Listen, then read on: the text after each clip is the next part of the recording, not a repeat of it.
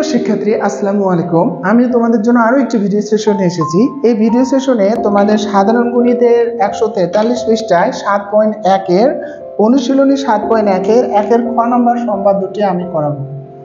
1 খ নম্বর দেখো বলছে কি, দুটি বাহুর দৈর্ঘ্য 4 এবং 3 সেন্টিমিটার এবং অন্তর্গত কোণ 60 ডিগ্রি দেওয়া আছে। তোমরা চাঁদা দিয়েও 60 ডিগ্রি আঁকতে পারো, রুল কম্পাস দিয়েও আঁকতে পারো। তো প্রথম বাহুর দৈর্ঘ্য দেওয়া আছে 4 সেন্টিমিটার। আমি 4 সেন্টিমিটার নিলাম। আমার এটা একটু বড় না নিলে আমি হোয়াইটবোর্ডে আঁকতে পারবো না, একটু 3 সেন্টিমিটার নিলাম। স্কেল দেখে তোমরা 4-3 সেন্টিমিটার মাপে নিবে। আর অন্তর্ভুক্ত কোণ 60 ডিগ্রি দেওয়া আছে। আমি 60 ডিগ্রি কোণটা অরিজিনালি 60 ডিগ্রি কোণ নেব। তারপর যে কোনো একটি রেখা টানবো। যে কোনো রেখা AX থেকে ভূমি A এর সমান করে আমাদের একটা বাহু কাটতে হবে। তো AX থেকে ভূমি A এর সমান করে আমরা কাটবো। এই যে A এর সমান করে আমরা কেটে নেব। এটা AB অংশ কাটবো।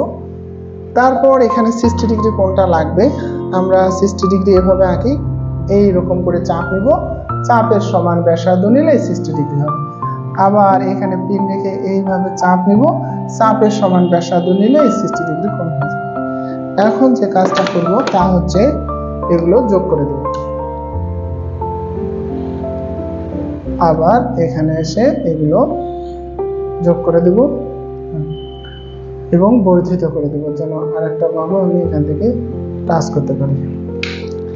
এখানে একটা সমস্যা আছে, আমি বলতেছি। তারপর আমার এখানে বিবাহু যেটা আছে, এই বিবাহুর সমান আমি এই বাহুটা এখান থেকে কেটে নেব। বিবাহু এটা যে কোনো রেখা Y থেকে B আমি কেটে নিয়েছি।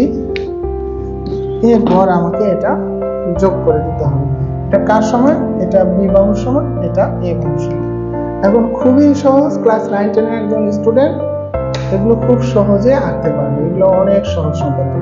সহজ বলে যে ছেড়ে দিবে তাহলে তুমি ভুল করবে, কারণ সহজগুলো দেয় আছে তোমাকে কঠিনে যাওয়ার জন্য। তুমি যদি সহজ মনে করে এগুলো তো কোনো ব্যাপার না, আমি তো ইজি পারবে তুমি তবুও প্র্যাকটিস করবে। তুমি যত ভালো পারো না কেন, তোমার কাছে সব ইজি, কিন্তু তবুও তোমাকে খাতায় এগুলো করতে হবে। কেন করতে হবে? আমি পারি তো, কেন করব? কারণ পরীক্ষার দিনে তুমি তখন এই জটিল ক্যালকুলেশন, জটিল সম্পাদ্যগুলো যেগুলো একটু জটিল আছে সেগুলো তুমি আটকে যাবে, আর পারবে না, পরীক্ষার সময় আর মনে আসবে না। এজন্য যত পারো তবুও তোমাকে প্র্যাকটিস করতে হবে।